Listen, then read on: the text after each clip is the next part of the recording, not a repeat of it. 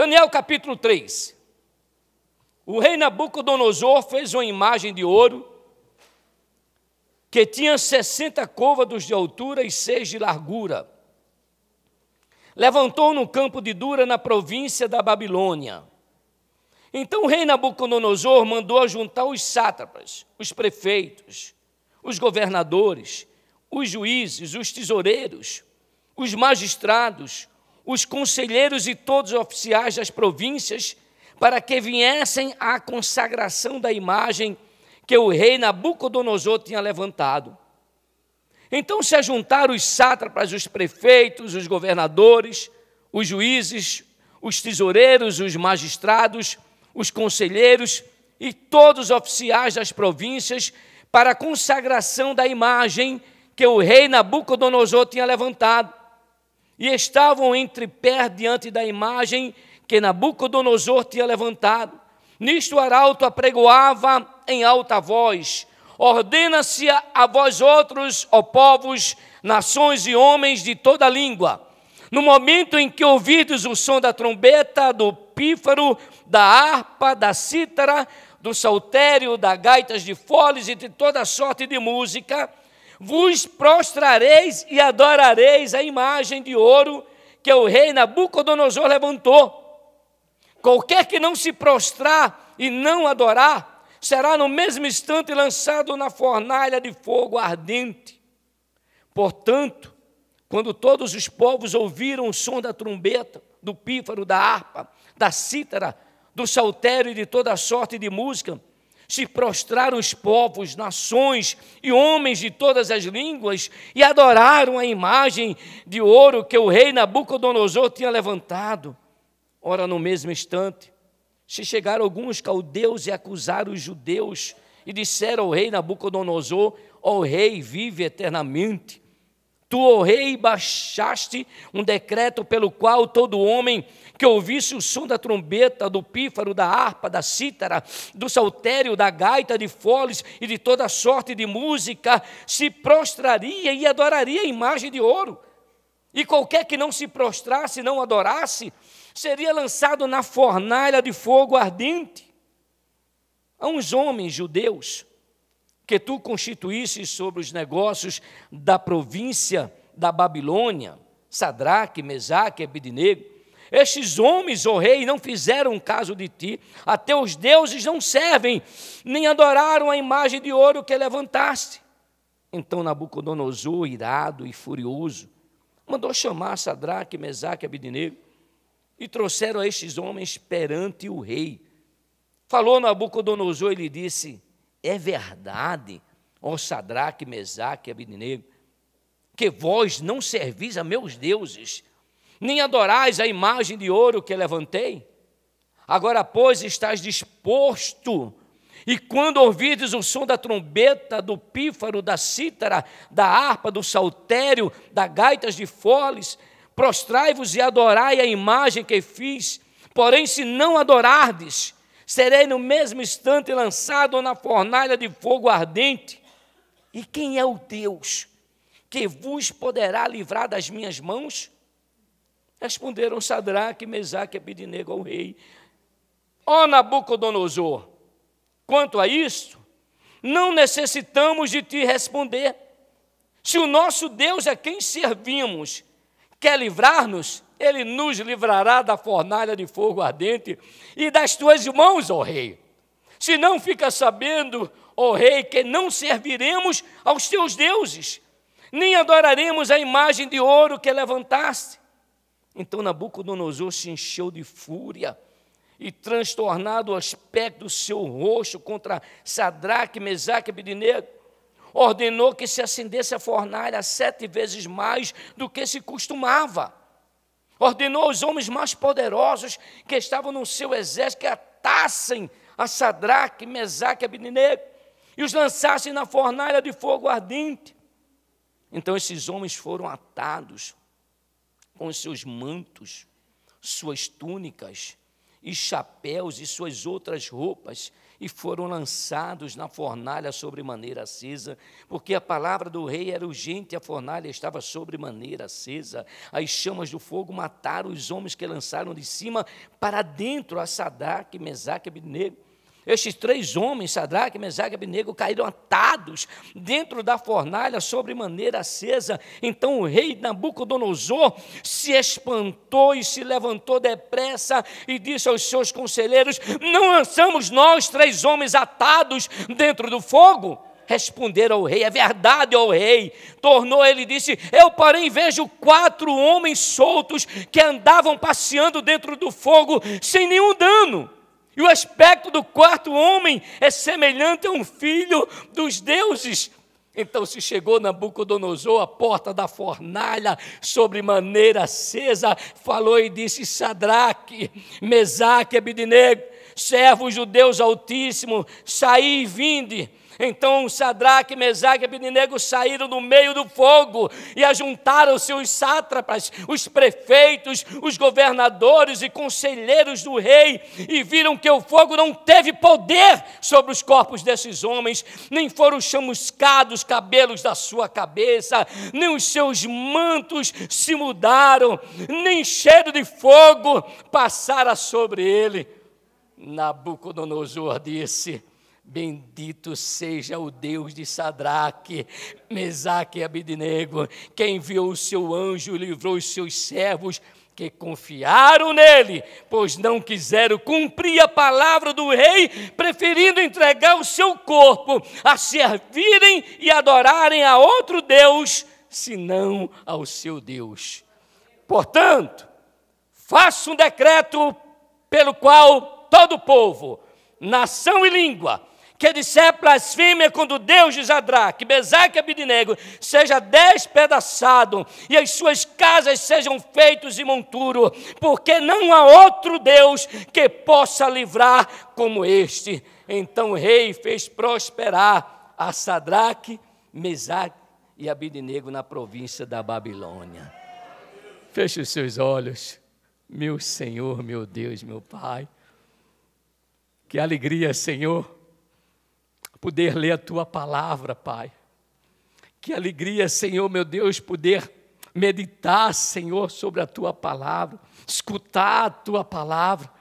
Que alegria, meu Deus, meu Pai, de estarmos aqui de manhã, porque nós temos certeza, Senhor, que o Senhor tem algo a falar conosco de uma forma muito pessoal. O Senhor tem algo a nos ensinar. Espírito Santo, a começar de mim, colocamos-nos diante do Senhor, declarando a nossa total dependência do Senhor. Espírito Santo, fala conosco, ministra no nosso coração. Sabemos, Deus, que tem algo no teu coração para o nosso coração, tem algo nos teus pensamentos, Senhor, para ser compartilhado conosco. E nesta manhã, Senhor, nós declaramos que fala conosco, Espírito Santo. Ministra nos nossos corações, escreve no nosso coração o que está no teu coração, revela a tua vontade. Cumpre em nós, Espírito Santo, todo o teu querer e ajuda-nos, Senhor, a viver os teus planos. No nome de Jesus, amém. Não querem que você cresça. Esse é o tema, o título da mensagem. Não querem que você cresça. Quando nós olhamos a palavra de Deus, desde Gênesis, pastor, até Apocalipse, nós podemos ver que existe um trabalho nos bastidores espirituais para que eu e você não cresça na presença de Deus, não cresça na comunhão com Deus, não cresça no conhecimento da palavra de Deus. E nós iremos extrair aqui algumas situações que impede de crescermos na presença de Deus, que impede de conquistarmos o que Deus tem para as nossas vidas, que impede de sermos um instrumento nas mãos de Deus. E eu queria compartilhar o primeiro tópico aqui, que impede de crescermos. Primeiro, mudar o foco de Deus nas nossas vidas. Sempre vai haver alguma situação, algum momento em que estão querendo trabalhar e mudar o foco de Deus, o que Deus tem para você, o que Deus tem para a sua vida, o que Deus tem para a sua família, o que Deus tem para a sua nação através da sua vida. Sempre vão querer mudar esse foco, sempre vão estar trabalhando para que isso não aconteça. E o que fizeram para mudar o foco de Deus na vida de Sadraque? Algo extraordinário, algo grande. Deus sabia que Deus tinha um plano muito grande na vida desses homens, e o inimigo da vida desses homens sabia que esse plano era grande, porque Deus já tinha começado a manifestar o seu plano. Quem eram esses homens? Judeus. Judeus que foi levado para a Babilônia escravo. Nobres, era verdade, lá em Judá. Mas na Babilônia eles eram escravos.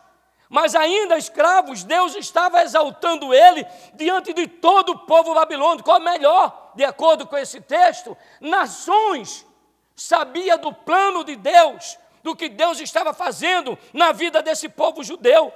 Profetas foram levantados nessa época e disseram como Deus ia levantar Judá, como Deus ia resgatar Judá, como Deus ia restituir Judá. E quem eram os homens que Deus tinha chamado para isso? Esses 3 homens eram esses tais pelos quais Deus ia fazer com que Judá voltasse a ser um lugar que agradasse a Deus. O povo de Judá fosse um povo que agradasse a Deus. Então, sabendo disso, o que é que acontece no reino espiritual? Vamos mudar o foco. E tem tudo a ver, né, com o que nós estamos vivendo. Deus nos trouxe aqui com um propósito. Deus nos trouxe aqui com planos para nossas vidas. Deus já sabia dessa transição. Deus já sabia do que ia acontecer nessa igreja com essa visão celular. E quando eu peguei essa palavra e eu comecei a meditar nessa palavra, nós podemos ver como a palavra de Deus ela é presente, como ela é real e como o inimigo quer mudar o foco de Deus na nossa vida. E foi assim na vida desses homens. Olha o que eles fizeram no versículo 1 do capítulo 3. O rei Nabucodonosor fez uma imagem de ouro, que tinha 60 côvados de altura e 6 de largura. Olha o tamanho da imagem. Ela tinha 30 metros de altura. Imagina o tamanho desse monumento. 3 metros de largura. E a Bíblia diz que ele tinha feito a imagem de quê? De ouro. O que é que nos mostra aqui? Mostra 2 coisas. Algo valoroso, porque era de ouro, e algo grandioso, por causa do tamanho. Ei, fica atento. Quando Deus tem algo muito grande na nossa vida, o diabo vai querer mostrar outra coisa para mim e para você, que aparentemente também é valoroso, que aparentemente também é grande. Mas deixa eu dizer um negócio aqui. Não é tão grande quanto o que Deus tem para você. Não é tão valoroso como o que Deus tem para você. Eu preciso entender isso. Quando algo começa a mudar o meu foco, quando algo começa a mudar a minha visão do que Deus tem para mim, ei, eu preciso despertar, porque algo muito maior Deus tem para mim do que aquilo que estão se oferecendo. Quando resolvemos aceitar Jesus Cristo, a escolha de Jesus, quando resolvemos aceitar a escolha de Jesus Cristo, para que Ele, tão somente Ele, reine sobre nós, precisamos decidir o que de fato tem elevado valor e o que de fato é grande para nós. No momento em que a Bíblia diz lá em João capítulo 1, versículo 12, Jesus veio para os céus não o receberam, mas a todos quanto o receberam, deu-lhe o poder de ser chamados filhos de Deus. Primeiro, a escolha de Deus é verdade. Mas em João capítulo 1, fala que Jesus veio e nós precisamos o quê? Aceitar. Então, no momento que eu aceito a escolha de Jesus Cristo, Jesus veio para os céus não o receberam, mas a todos quando o receberam, deu-lhe o poder de ser chamados filhos de Deus. Primeiro, Jesus nos escolhe. João 15,16, não fostes vós que escolhestes a mim. Amém? Legal. Olha que coisa extraordinária. Não foi o menor que escolheu o maior. Foi o maior que escolheu o menor. É muito natural que nós desejamos sempre aquilo que é maior e melhor. Mas aqui nós vimos que o maior e o melhor nos escolheu. Então, quando eu resolvo aceitar a escolha do Senhor, eu preciso decidir o que é mais importante para mim. É aquilo que o mundo oferece ou é aquilo que Deus tem para mim? Eu preciso, Sadraque, Mesaque e Abednego sabiam que estavam na Babilônia porque Deus tinha propósitos na vida dele. Eles sabiam, não tinha lógica. Judá por 2 vezes resistiu à Babilônia. A primeira vez ele foi sitiado pela Babilônia. Derrubaram algumas partes da muralha, queimaram algumas portas e levaram alguns cativos, dos quais Daniel, Sadraque, Mesaque e Abednego foram levados. No segundo momento, um governador que ficou lá em Judá se rebelou novamente contra a Babilônia, e a Babilônia foi lá e destruiu tudo. Ou seja, o que impedia de Sadraque, Mesaque e Abednego serem mortos pelo rei quando eles eram de Judá, quando eles eram judeus? Diga, o plano de Deus. O plano de Deus impede que o plano do inferno prevaleça sobre a nossa vida. Mas muitas vezes é necessário nós passarmos por algumas situações para aprendermos a buscar a Deus, a depender de Deus, a conhecer os planos de Deus na nossa vida. Esses 3 homens conheciam o propósito de Deus. Especificamente nesse texto, capítulo 3, o plano de Deus na vida desses homens era testemunhar a nação mais poderosa da terra, ao povo mais poderoso da terra, que o Deus deles era o único Deus. Que plano! Que plano gigantesco! Como a imagem de 30 metros, toda em ouro, poderia superar um plano tão glorioso como esse plano de Deus? Anunciar na nação mais poderosa e anunciar um povo mais poderoso que o seu Deus é o único Deus. Sadraque, Mesaque e Abednego, ele tinha essa informação. E 2 perguntas que eu quero fazer para você, para provocar uma reflexão, já para começando essa mensagem. A primeira pergunta é: você conhece os propósitos de Deus na sua vida? Não me responda, não. Pense. Você conhece os propósitos de Deus na tua vida? Se eu não conheço os propósitos de Deus na minha vida, eu vou ser levado por qualquer um outro propósito. Vou mudar o foco de Deus na minha vida, porque eu não conheço o foco de Deus na minha vida. Eu não conheço o plano de Deus na minha vida. Eu não conheço o propósito de Deus na minha vida. Então eu preciso conhecer o plano de Deus na minha vida. O que é que Deus tem para mim? Ei! Nós estamos sendo treinados domingo após domingo sobre os planos de Deus, o que Deus quer fazer no nosso meio, o que Deus quer fazer na nossa vida. Deus quer fazer conosco o que fez com esses 3 homens, que através da nossa vida o Brasil conheça que só o Senhor é Deus. Deixa eu ir mais, à luz da Bíblia. Deus conta com você. Deus conta com você para que as nações do mundo inteiro desse planeta possam reconhecer, através das maravilhas de Deus, que só o Senhor é Deus. Você conhece os propósitos de Deus na sua vida? Se você não conhecer o que Deus tem para você, você vai ser enganado. 3 homens. Na época, Daniel, amigo deles. A Bíblia não conta porque Daniel não estava nesse momento. Mas centenas de judeus estavam aqui nesse contexto. Centenas de judeus estavam nesse contexto. E todos se encurvaram diante da imagem. Todos se prostraram diante da imagem. Eles se prostraram diante da imagem. Se encurvaram diante de algo que aparentemente era grande, que aparentemente era valoroso. porque não conhecia os planos de Deus, não conhecia os propósitos de Deus. A segunda pergunta: você está inserido nesse plano? Deus tem um propósito para você? Amém, legal saber do plano de Deus, que maravilha, já é algo extraordinário, saber que o plano que Deus tem para mim, saber que Deus me escolheu para revelar algo grandioso, que não podia ser diferente, porque grande é o nosso Deus. Saber que Ele me escolheu é fantástico, tem que dar alegria, tem que proporcionar muita alegria no nosso ser. Agora, o outro ponto: eu estou inserido nesse plano de Deus. Deus tem um propósito, tem um plano para cada um. Deus tem um plano para essa igreja. Deus tem um propósito, nasceu no coração de Deus. Eu me lembro que quando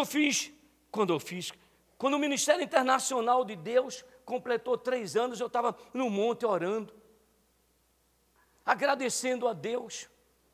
E lá no monte eu digo: Senhor, obrigado, Pai, por essa porta que o Senhor abriu, para que pudéssemos, ó Senhor, viver mais o Teu chamado, os Teus planos. Então, Senhor, nós temos 3 anos.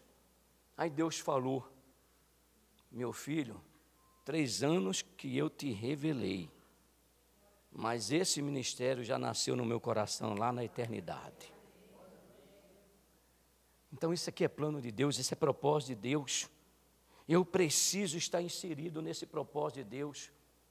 Se eu não estiver inserido nesse propósito de Deus, eu vou fazer o que as centenas ou milhares de judeus fizeram: mudar o foco, sair desse plano. Situações que impedem de crescer na presença de Deus, de viver os propósitos de Deus, de fazer parte dos planos de Deus. E deixa eu dizer isso aqui para você: pense numa situação micro e pense numa situação macro, pense numa situação pessoal, pense numa situação familiar, pense numa situação coletiva, situações que impedem. Se eu mudar o foco daquilo que Deus tem para mim, eu vou chegar em outro canto, não no lugar que Deus tem. A outra é a adversidade. Meu Deus, como os problemas têm impedido as pessoas de ser inserido nos planos do Senhor, de viver os planos do Senhor. Olha o que diz o versículo 1, 2 em diante, até 5. Versículo 1, ele fez aquela imagem de ouro. Então o rei Nabucodonosor mandou ajuntar. Aqui fala os 3 poderes. Essas posições aqui fala dos 3 poderes. Os prefeitos, sátrapas, governadores, juízes, tesoureiros, os magistrados, os conselheiros e todos os oficiais das províncias, para que viessem à consagração da imagem que o rei Nabucodonosor tinha levantado.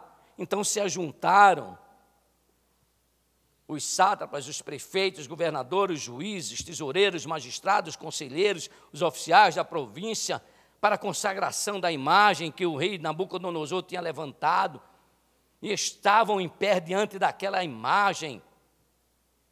Nisto o arauto apregoava em alta voz: ordena-se a vós outros, ó povos, nações, homens de todos os lugares, no momento em que ouvides o som da trombeta, do pífaro, da harpa, da cítara, do saltério, da gaita de foles e de toda sorte de música, vós prostrareis e adorareis a imagem que o rei Nabucodonosor levantou. Olha só, sempre vão estar querendo tirar o lugar de Deus na tua vida. Sempre. O rei queria tirar o lugar de Deus na vida desses homens. Qual é o problema? Qual é a adversidade? Quem quer impedir que você cresça? Que quer tirar o lugar de Deus na sua vida, o chamado de Deus na sua vida, o plano de Deus na sua vida? Um decreto que os obrigava a se prostrar diante de uma imagem. Tinha um decreto estabelecido pelo rei. Esse rei era conhecido, esse rei era um homem temido, era um homem cruel. Ele não brincava nas batalhas, ele não brincava com os seus oponentes. Era um rei que aniquilava mesmo, e de uma forma cruel. Até no seu reinado existia aquela fornalha. Quem desobedecesse a Deus era lançado fogo na fornalha vivo. Decreto, versículo 9. Disseram ao rei Nabucodonosor: ó rei, vive eternamente. Tu, ó rei, baixaste um decreto pelo qual todo homem que ouvisse o som da trombeta, do pífaro, da harpa, da cítara e desses instrumentos para a gente ganhar tempo, se prostraria e adoraria a imagem, e qualquer que não se prostrasse e não adorasse seria lançado na fornalha de fogo ardente. Prostrar, encurvar, abater diante das adversidades, impedem o nosso crescimento. Qualquer que seja o problema, pastor, qualquer que seja a adversidade, pessoal ou familiar, ou até mesmo uma adversidade que nós estejamos vivendo na nossa nação, se eu me encurvar diante dessa necessidade, eu vou estar criando um impedimento de crescer na presença de Deus, de que os planos de Deus se cumpram na minha vida. Olha o que é que eu posso extrair desse texto, dessa palavra. Todas as vezes que Deus começa a revelar um plano para a nossa vida, o diabo contra-argumenta, se levanta e traz um problema. É real o problema, não é fictício não, é real. Quem não se curvar diante dessa imagem vai morrer. E não é uma mortezinha com um tiro na cabeça que questão de milésimo de segundo apagou. Não! Vai ser amarrado, atado, vai ser lançado numa fornalha, vivo. O problema era grave, era sério. Eles tinham um grande problema. Quando os problemas vêm de encontro à sua vida, o que é que você faz?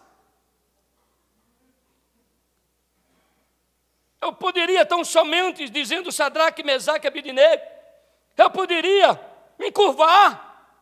Ah, Deus está no meu coração. Deus é meu Deus. Ele sabe o que está no meu coração. Então, vamos se encurvar, né? É lei. Na verdade, né, pastor, a gente tem que ser submisso às nossas autoridades. Está na Bíblia que tem que ser submisso às nossas autoridades, porque toda autoridade foi constituída por Deus. Qualquer lei que contrariar os princípios de Deus, ela não deve ser considerada por um povo cristão. Nenhuma lei é maior do que a lei de Deus. Nenhum decreto pode ser maior do que um decreto de Deus. Então, deixa eu abrir esse negócio aqui. Nenhum plano pessoal, familiar, é maior do que o plano de Deus. Nenhum plano ministerial é maior do que o plano de Deus. Quando os problemas vêm de encontro à sua vida, o que é que você faz? Você acha que na hora que Deus tem algo extraordinário para você, alguém não vai se levantar para que você não cresça? Quem é esse alguém? Satanás e seus demônios. E ele vem usando quem? Pessoas. Para que você não compreenda o propósito de Deus. E se porventura compreender os propósitos de Deus, não seja inserido, não faça parte, não seja dentro da visão de Deus para a sua vida. E quando isso acontece, a pessoa se encurva, se dobra, se prostra. Quando os problemas vêm de encontro à minha vida, eu preciso saber, olha, se eu estou no centro da vontade de Deus, e se levantam os problemas, o que é que eu preciso fazer? E durante esse estudo eu estava dizendo para Deus, Deus, eu estou achando que eu estou forçando a barra, Pai, porque eu só vou falar da visão, eu só vou falar da célula, Eu só vou falar desse novo mover do Senhor para nossas vidas. E você não tem ideia. Eu passei mais de 2 horas orando para Deus mudar isso. Eu saí desse texto e fui lá para outro texto. Fui lá para Atos 9, a conversão de Saulo, coisa extraordinária. Coisa impactante, poderosa a conversão de Saulo. Vai lá e vê o que Deus fez na vida desse homem. Um perseguidor, e pá. Não saía dali. Era só letra. Eu não sentia que era o que Deus queria. Depois de 2 horas, eu digo, tá bom, Deus.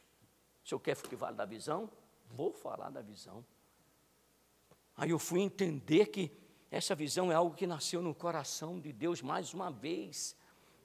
E Deus dizendo, meu querido, a adversidade vai se levantar, fale para o meu povo. Todas as vezes que eu tenho algo para a vida deles, problemas vão surgir. Problema pessoal, problema familiar, vão surgir problemas. Mas diga a eles que não se prostrem, não se curvem. Prevaleça diante da situação, permaneça firme. Quando os problemas vêm, o que é que você faz? Cede. Você cede. Dentro dessa nova visão de Deus, o que é que nós estamos fazendo? Cedendo. Olha só o que esses homens fizeram. Versículo 12 a 19. Chegam lá para o rei e dizem assim, ó rei, temos abençoado, judeu, nem babilônico eles são, judeus. Foi tu que constituíste eles sobre a província. Esses 3 homens, ó Deus, ó Sadraque, ó Nabucodonosor, esses 3 homens estão fazendo caso de você e do teu Deus. Aí versículo 13 diz assim, então Nabucodonosor ficou muito irado, olha só. Gente, estamos falando de Nabucodonosor, o império mais poderoso da terra da sua época. Um homem mais cruel, mais forte, mais poderoso e mais cruel da sua época. A Bíblia diz que esse homem estava irado, furioso. Como é? Eles não vão obedecer, chama eles aqui. Mandou chamar. Falou Nabucodonosor e disse, é verdade? Nabucodonosor não estava acreditando. Como é que 3 homens ia buscar, perseverar diante do plano de Deus na vida dele e não ia se encurvar diante da imagem, sabendo, diante daquele problema, sabendo, diante daquela adversidade, sabendo que ia morrer? Aí o rei disse, ó, vem cá, chama aqui. É verdade, ó Sadraque, é verdade, Mesaque e Abednego, que vós não servireis a meus deuses, nem adorais a imagem de ouro que levantei? Você sempre vai ser confrontado. Deus sempre vai permitir que uma palavra te confronte. Um inimigo confronte você. Alguém no seu trabalho confronte você. Alguém na rua confronte você. Alguém dentro da sua casa confronte você. Deus sempre vai permitir isso. É verdade que vós não servireis a meus deuses, nem adorais a imagem de ouro que levantei. Agora, pois, estás dispostos a, quando ouvides os instrumentos, olha como o inimigo trabalha, como ele quer fazer com que eu e você não cresça, não viva os planos de Deus, não vivamos os propósitos de Deus na nossa vida. Sempre vai estar dizendo, não, eu vou dar mais uma chance a você, diante dessa adversidade, diante desse problema, que é a fornalha. E aí, você vai se prostrar ou não vai? Você vai ceder ou não? Você vai se encurvar ou não, diante da imagem, diante desse problema? Essa luta. Você está pensando que o meu ministério do Clênio, quando Deus disse que tinha um rebanho para cuidar, eu não tive luta dentro de casa. Não era plano nosso ser pastor de igreja. Eu já falei aqui para vocês algumas vezes. Mas quando Deus disse para mim o plano dele, acabou. eu não queria ficar fora do plano de Deus, porque eu ministrava a guerra espiritual. E eu sabia que se eu não estou inserido nos planos de Deus, eu estou inserido no plano do diabo. Não tem meio termo, pastor Talismã. Não tem. No momento que Deus me revela um plano, e diz que esse plano é para a minha vida, e eu viro as costas para Deus, eu estou caminhando na direção do diabo. E aí, vai se prostrar ou não vai? Vai estar dentro da visão ou não vai? É para você essa pergunta que Deus está me colocando no meu coração para fazer. Vai se prostrar? Vai se encurvar? Vai se dobrar diante da adversidade, diante do problema? Porém, se não adorardes a imagem que eu fiz, sereis no mesmo instante lançado na fornalha de fogo ardente. Não te preocupa com ameaça, não. Não se preocupe com a ameaça do inferno. Já viu falar em barulho em lata vazia? Já viu falar em fogo de palha? O diabo, quando age na nossa vida, é assim, pastor. Tem cada situações, é barulho em lata vazia. Daqui a uma certa distância ninguém escuta nada. É fogo de palha. Dá um tempinho, persevera, para tu ver se esse fogo não acaba. Rapidinho desaparece. Vai ter ameaça. Você vai ser lançado na fornalha de fogo. Eu não acompanho você. Eu não acompanho você.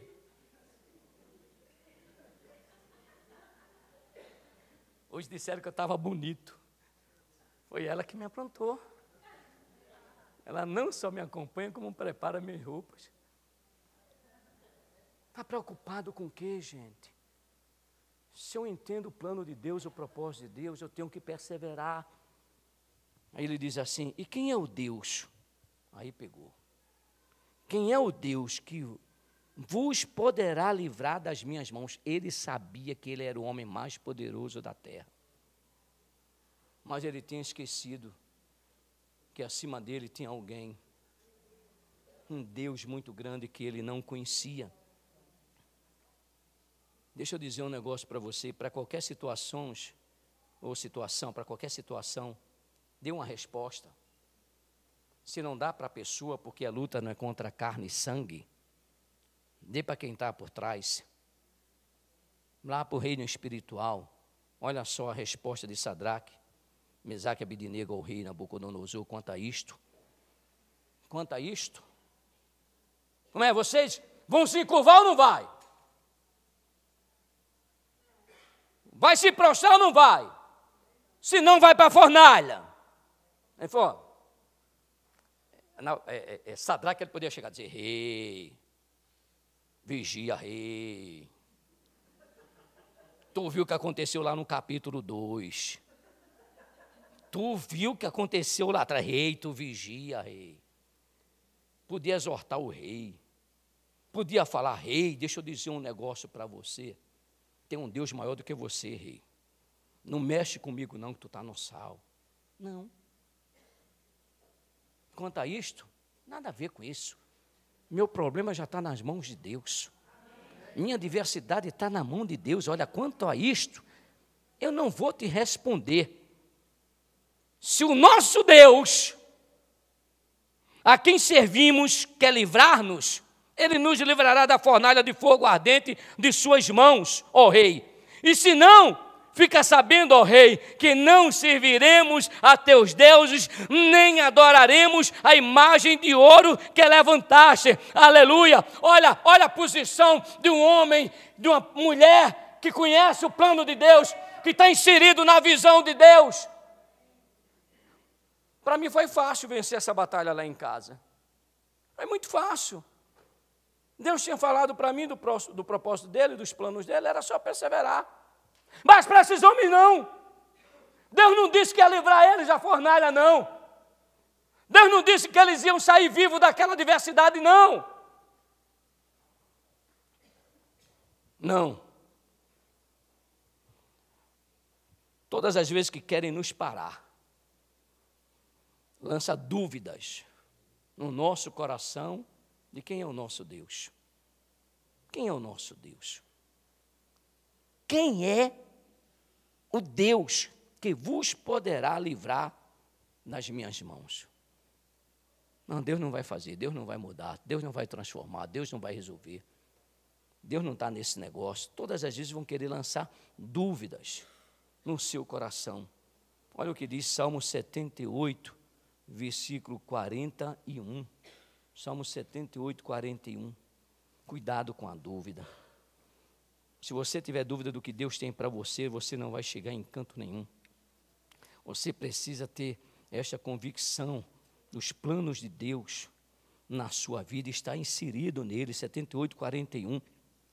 Salmista falando, Asaf falando do povo de Israel, tornaram a tentar a Deus e agravaram o santo de Israel. Versículo 40 diz assim: quantas vezes se rebelaram contra ele no deserto e na solidão provocaram, não se lembraram do poder dele, versículo 42, nem do dia que resgatou do adversário. O povo do Senhor, ao invés de perseverar em Deus, eles duvidaram, eles não acreditaram, eles tornaram a tentar a Deus. Todas as vezes que eu conheço, Melissa, o plano de Deus na minha vida, e eu não estou inserido nesse plano de Deus, eu estou tentando a Deus. Olha aqui que Romanos capítulo 4, versículo 20 diz assim, falando, e não duvidou da promessa de Deus por incredulidade, mas foi fortificado na fé, dando glórias a Deus. Quem é esse?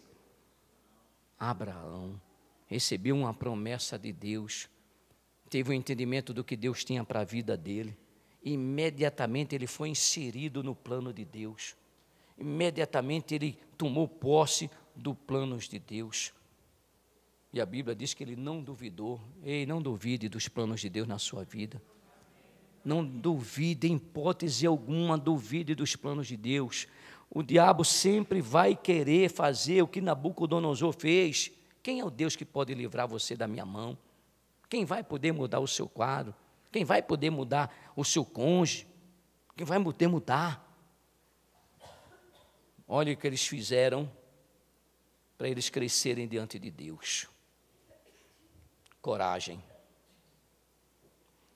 Versículo 16. Eles tiveram coragem. Quer vencer diante da adversidade? Coragem. Quer crescer diante de Deus e diante dos homens? Coragem. Segundo ponto, segunda atitude, fé. Eles tiveram fé, versículo 17.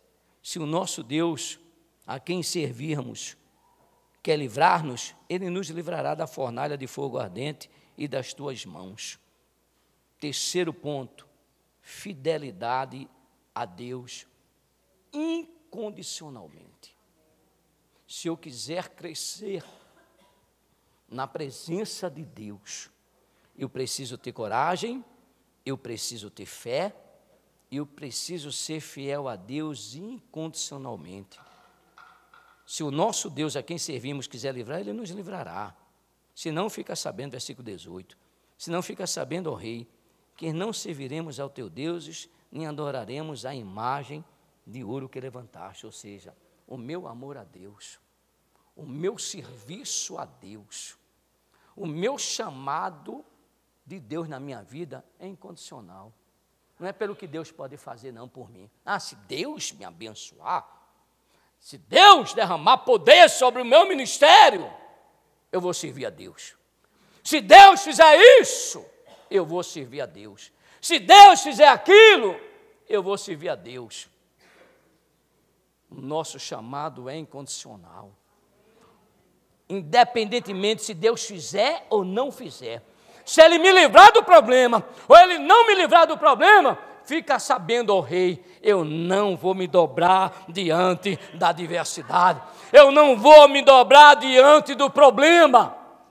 Não é pelo que Deus pode fazer por mim, é pelo que Deus é. Aleluia!